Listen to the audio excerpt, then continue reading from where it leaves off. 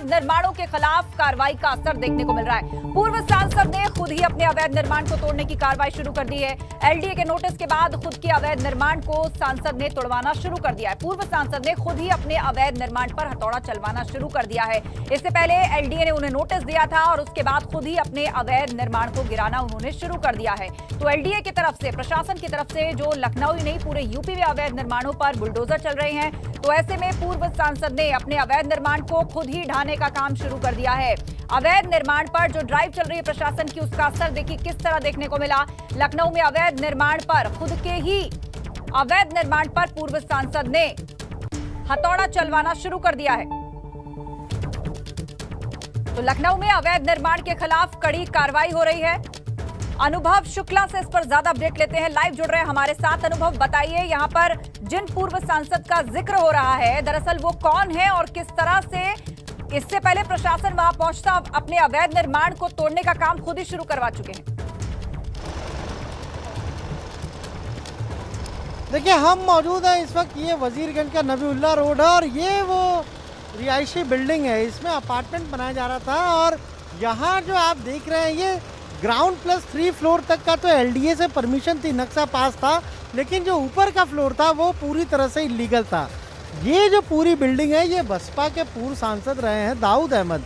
शाहाबाद से 1999 में ये सांसद चुने गए थे और उसके बाद ये फिर विधायक भी बसपा के टिकट पे हरदोई की पिहानी सीट से चुने गए। 2012 से 2017 तक विधायक भी रहे, लेकिन 2017 का चुनाव लड़े तो हार गए। 2019 में इनको बसपा से निष्कासित कर दिया गया।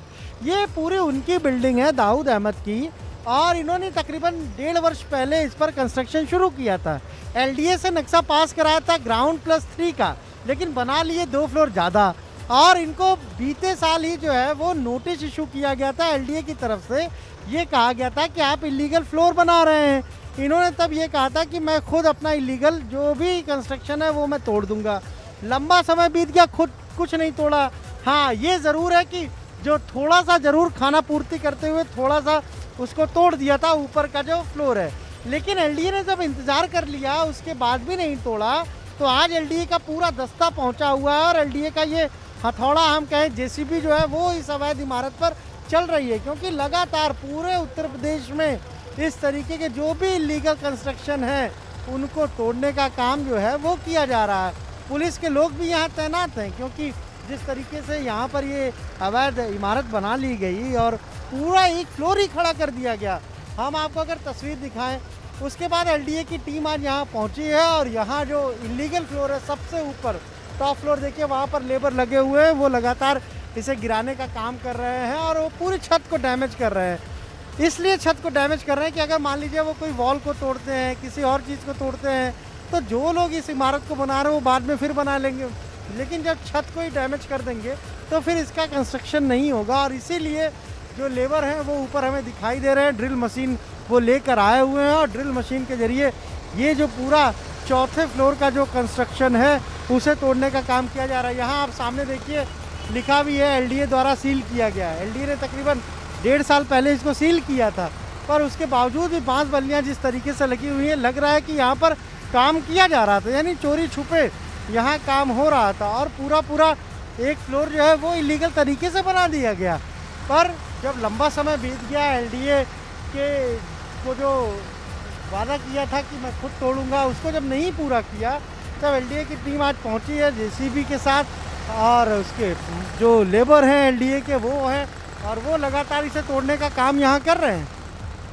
जी हाँ, बिल्कुल, तस्वीरें हम देख सकते हैं कि लेबर वहां पर बड़े पैमाने पर लगाई गई है और वो इसको तोड़ने का काम कर रही है। अनुभव, महत्वपूर्ण बात यह है कि क्या कोई औपचारिक नोटिस यहाँ पूर्व सांसद को दिया गया था या फिर जो ड्राइव चल रही है उसी से चौकन्ने होकर इन्होंने खुद ही इसको तोड़वाना शुरू कर दिया?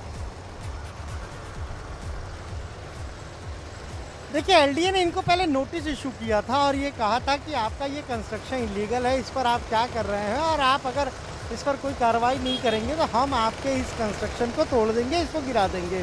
उसके बाद ये ज़रूर जो लोग इसका कंस्ट्रक्शन करा रहे थे उन्होंने ये ज़रूर उस जवाब में ये लिखा कि जो भी हमारा इलीगल फ्लोर होगा हम उसको खुद गिरा देंगे या हम उसको ध्वस्त कर देंगे। और कुछ हिस्से को ज़रूर उन्होंने तोड़ा, बहुत थोड़ा हिस्सा था, लेकिन उसमें भी जब एलडीए संतुष्ट नहीं हुआ, जो कार्रवाई वो कह रहे थे कि ये कार्रवाई की जाए, वो कार्रवाई जब नहीं हुई तो आज जो ये पूरा कंस्ट्रक्शन है आप देखिए इसे गिराने का काम किया जा रहा है। क्योंकि हमने पहले भी बताया जो एलडीए से नक्शा पास है वो ग्राउंड और +3 यानी ग्राउंड फ्लोर और 3 फ्लोर और उसके ऊपर आप बना सकते हैं, लेकिन इसके ऊपर उन्होंने एक पूरा जो फ्लोर है वो ज़्यादा बना लिया और इसीलिए अब इसे तोड़ने का जो काम है वो किया जा रहा है। यहाँ पर पुलिस के भी लोग मौजूद हैं, तमाम सारे, क्योंकि जब कोई भी अवैध निर्माण तोड़ा जाता है तो कुछ जगहों पर ऐसा देखा गया है कि लोग विरोध करते हैं, इसीलिए इस तरह के विरोध से निपटने के लिए यहाँ पुलिस बल की भी तैनाती की गई है। कुछ एलडीए के भी लोग हैं, उनसे भी जानेंगे।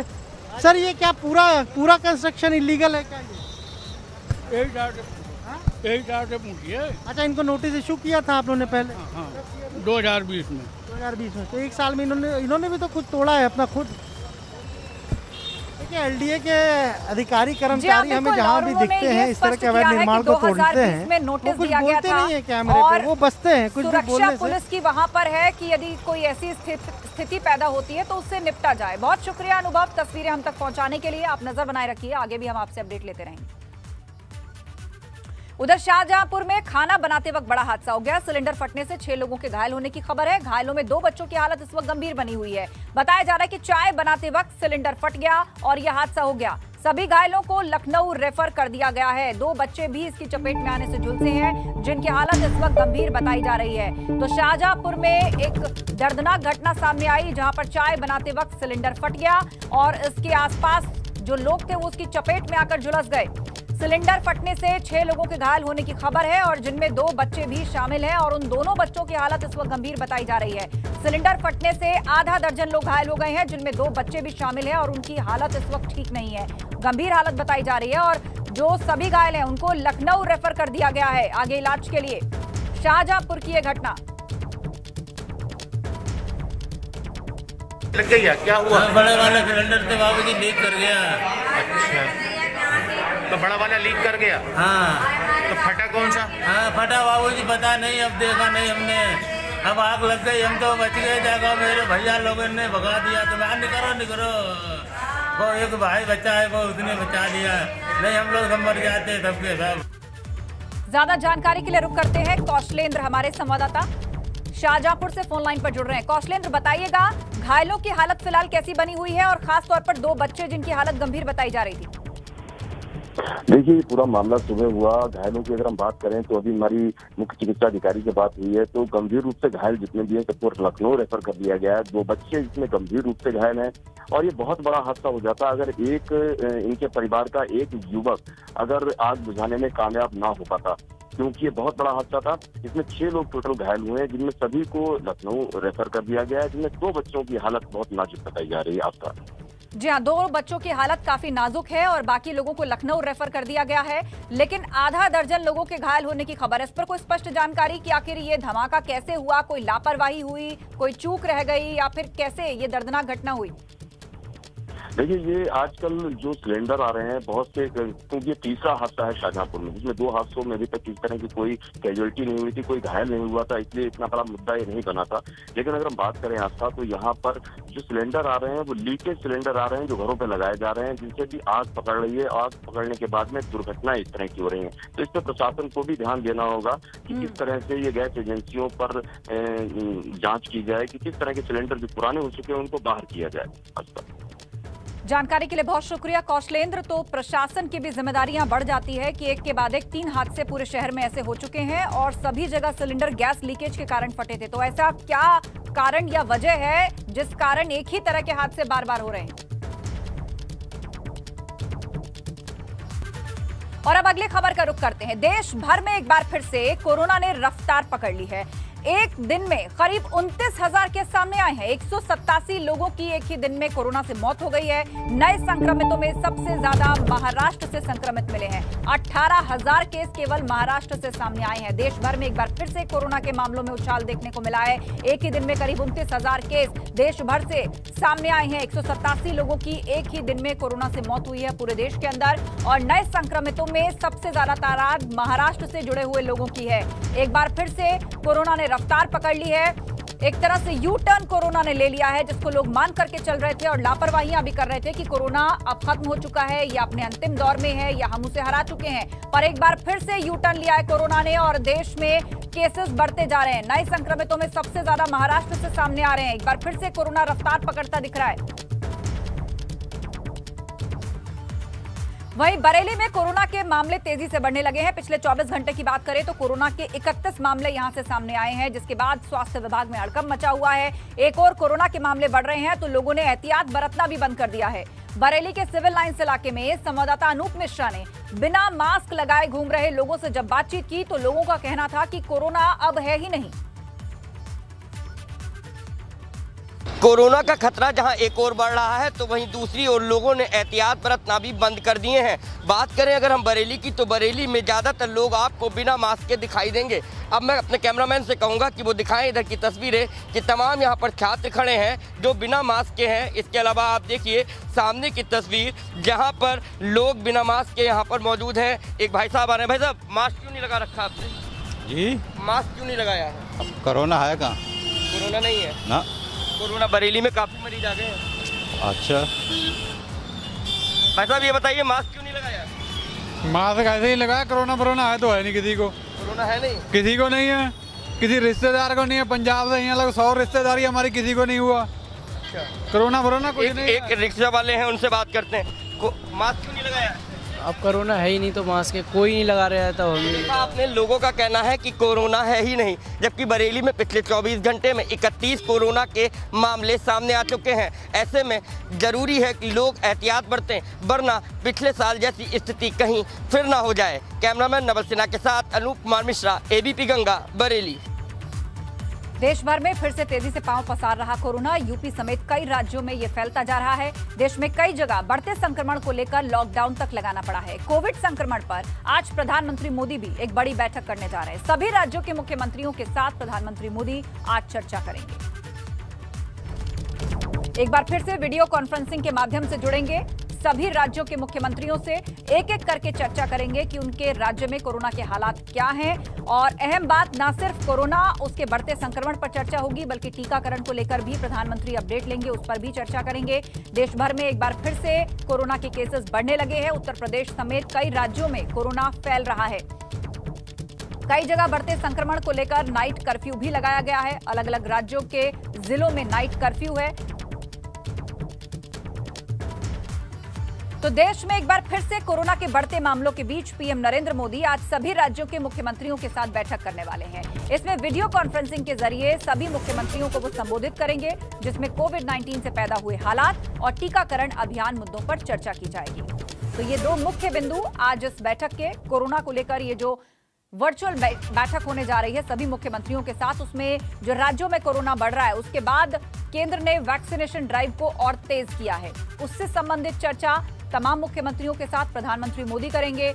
इसके अलावा जो कोविड संक्रमण है, किस राज्य में किस कारण बढ़ा है और क्या कदम राज्यों की तरफ से उठाए गए हैं और केंद्र से किस प्रकार की मदद या आशा वो लोग करते हैं, इन विषयों पर भी चर्चा होगी।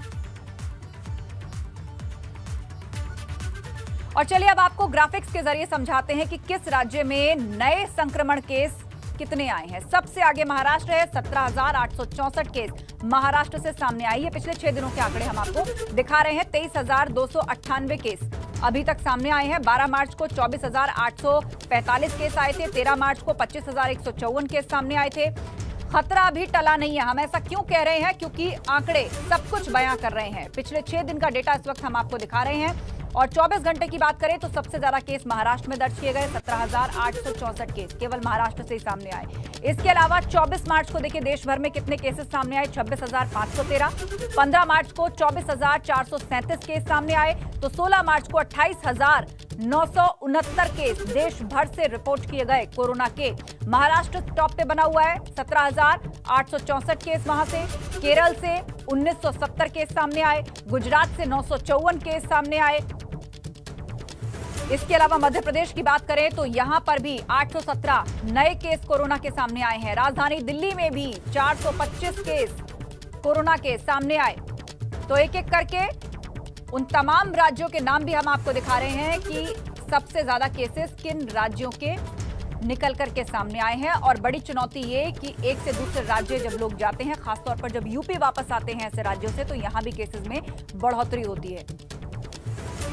तो पिछले 24 घंटों के आंकड़े राज्यवार तरीके से हम दिखा रहे हैं, उन राज्यों के नाम जिनका आंकड़ा सबसे ज्यादा है बाकी राज्यों की तुलना में। और अगली खबर कौशाम्बी से, जहां बालू घाटों से ओवरलोडिंग का खेल बंद नहीं हो रहा है। नतीजा ये, सड़कें तो टूट ही रही हैं और इस पर एक्शन लेने वाला भी कोई नहीं है। 4 ओवरलोडेड ट्रकों को भी यहां पकड़ा गया है। ओवरलोडेड वाहनों से पकड़े जाने की जानकारी सचल दस्ते ने ARTO और जिला खनन अधिकारी को दी है। मौके पर पहुंचकर अफसरों ने वाहनों का चालान कर दिया है। जिला खनन अधिकारी RP सिंह ने बताया कि 15 दिन के भीतर 70 बालू लदे ओवरलोड वाहनों के खिलाफ कार्रवाई की गई है, जिनसे लगभग 40 लाख रुपए का शमन शुल्क भी वसूला गया है। अभी तक लगभग 70 गाड़ियां पकड़ी जा चुकी हैं। आज अभी सुबह आपके सामने ही 4 गाड़ी पकड़ी हुई है, जिसमें सीजर की कार्रवाई दे दी गई है SO कोकराज के पास में। कैसे, क्या माध्यम क्या होता है इनके पकड़ने? कुछ स्पेशल टीम बनाई गई है? यहाँ पे हमारे DM साहब के द्वारा एक टीम गठन किया गया है, जिसमें 9 सैनिक भूतपूर्व सैनिक दिए गए हैं और उनके द्वारा प्रवर्तन का कार्य कराया जा रहा है। लखनऊ से विधायक अलका राय ने प्रियंका गांधी वाड्रा को चिट्ठी लिखी है। पंजाब के जेल मंत्री की यूपी यात्रा के बाद ये चिट्ठी लिखी गई है। मुख्तार अंसारी से जान का खतरा उन्होंने बताया और कहा कि यदि कुछ भी उनके साथ हुआ तो आप और आपकी पार्टी ही जिम्मेदार होंगे। कृष्णानंद राय की हत्या का आरोप मुख्तार अंसारी पर है और उन्हीं की बेटी अलका राय, उन्होंने चिट्ठी लिखी है प्रियंका गांधी को और कहा है कि यदि उनको कुछ होता है तो जिम्मेदार वो और उनकी पार्टी होंगी। उधर जोशीमठ में रैणी जुगजू के ग्रामीणों ने श्रमदान कर धौली गंगा पर लकड़ी के पुल का निर्माण कर दिया। बीती 7 फरवरी को ऋषिगंगा में आई भीषण आपदा से रैणी के पास पैदल झूला पुल बह गया था, जिसके बाद से मुख्य सड़क तक पहुंचने में लोगों को दिक्कतें हो रही थी। ग्रामीणों ने अपनी सहूलियत के लिए सरकारी और शासन प्रशासन की मदद के बगैर ही पुल बना दिया।